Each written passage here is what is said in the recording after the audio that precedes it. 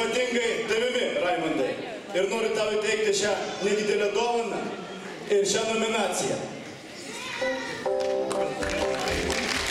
Jums visiems norėčiau palinkėti kuo didžiausios sėkmės gyvenime. Griebkite ją ir nepaleiskite jos. Mes tikime jumis. Gero visiems vakaro. Sveikiname Raimondai dar kartą. Ir dėkojame Alfredui Juozapavičiui.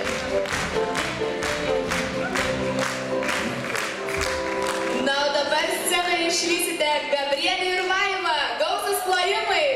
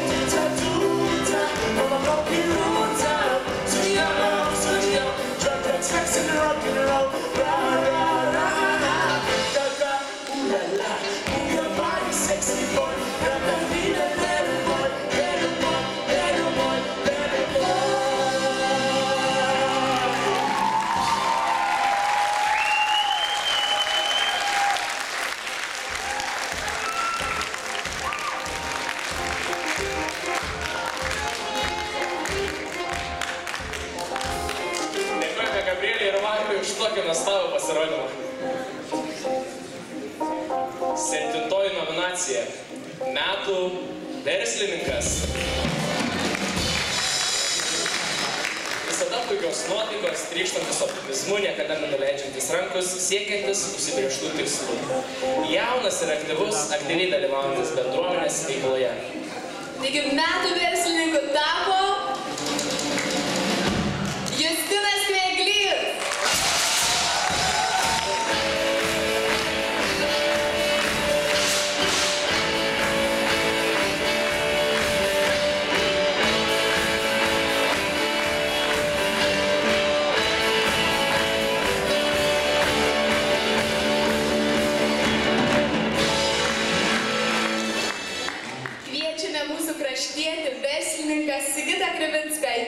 nominacija. Labas vakaras visiems. Labai smagu matyti šį vakarą tiek tokių talentingų žmonių, jaunų. Ir įsivaizduoju, kad mums niekur nereikia važiuoti, nei į užsienį, nieką. Ir sakyčiau, kad reikėtų čia Lietuvoje vietoj kurti. Kurti galima įvairiai. Kas meną, kas naujas darbo vietas. Tai Justin. Kurkime darbo.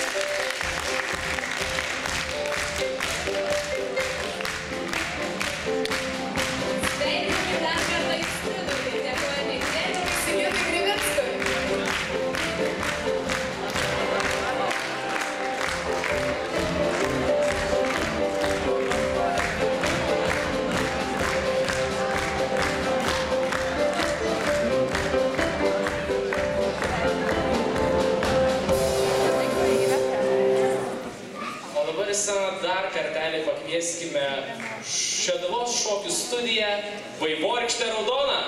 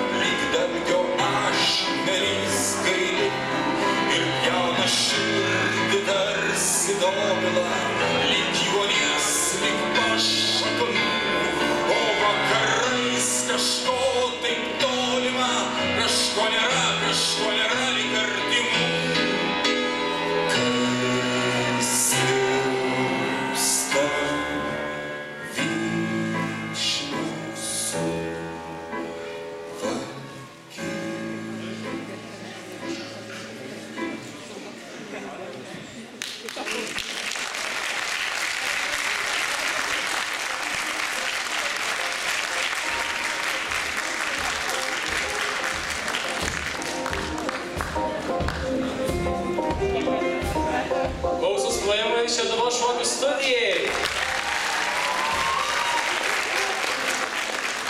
Na ir paskutinioji nominacija – tai metų iniciatyva. Ši mergina iniciatyvi ir pareiginga. Jos išskirtinė kultūra ir gebėjimas rasti bendrą kalbą su skirtingų požiūrių žmonėmis, įkvėpti jos prasmingai veiklai, žavi. Greta jos norom nenorom pasitempė kiekvienas. Ji neabejotina klasės, gimnazijos ir viena iš rajono moksleivių lyderė. Na ir metų iniciatyva tapo Kamilė Girikaitė.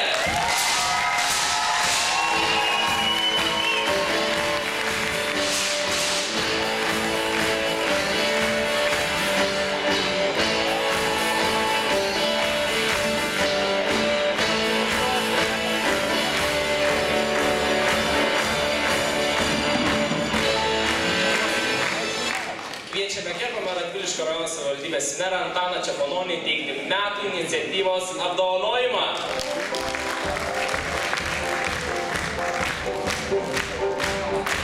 Labą vakarą dar kartą. Visa tai, kas šiandieną vyksta, kas yra iniciatyva, taip? Visas šis renginys, visos šio vakaro nominacijos būtent sueina į vieną. Ačiū tau labai, tave visi mylim.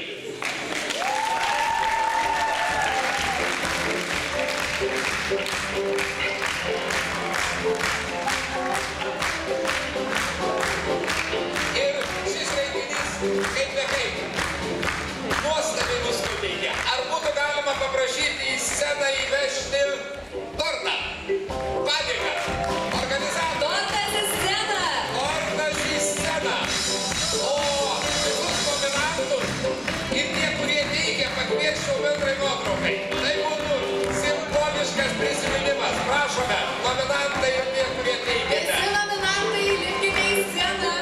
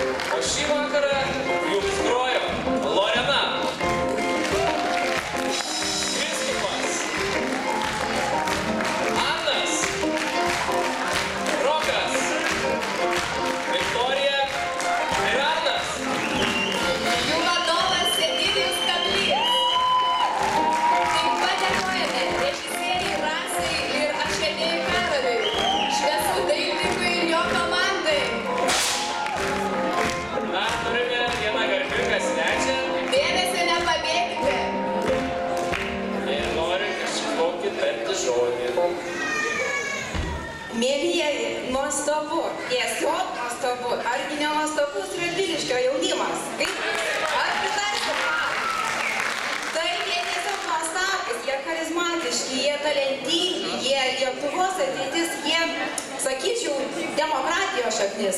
Na, tikiuosi, kad nenusišnekėjau, nes oratorystės meno tikrai nesimokiau ir šios kalbos nerengiau, tad kitko idėja čia ateiti kilo darže, radint daržą. Žinot, tiesiog, kad įtilpčiau į 2 minutės, gali dabar skaičiuoti laiką, nes įsikaulinau tik tiek. Paklausiu, kas spaustų like Eivariškių parkui? Kas spaustų iš jaunimo like? Tik, tai kažkaip silpnai, tai gal nebesakysiu. Žodžiu, turiu tokią idėją ir norėjau ją pristatyti. Eivariškių parkas, girdėjau, sulaukė permainų vėjo. Ar tiesa, ar teisybė? Teisybė? Tai reiškia ne pletkai. Nuostabu, laukiam, nesulaukiam permainų, pagražinančių paprastų žmonių kasdienybę. Ir Lietuvos šimtmečio, valstybės atkūrimo šimtmečio proga 2018-uosius įsivaizduoju kaip Lietuvos pilietė ypatingų savo metus. Kadangi jau nemažai pagyvenau ant žemės, nusprendžiau kažką nuveikti vardan jaunimo. Nusprendžiau, aišku, ne šiandien, šiek tiek vėliau, bet apie tai nešnekėsiu. Žodžiu, ką pasakytų mūsų šeimininkas, mūsų darbštuolis, idėjų generatorius ir miesto puošėjas Antanas gerbiamas Čepanonis, jeigu Eivariškių parką, kuris man asmeniškai neskamba, pavadintume jaunimo, Radviliškio jaunimo, kurį šiandien visi matė, koks jis yra nuostabus parko.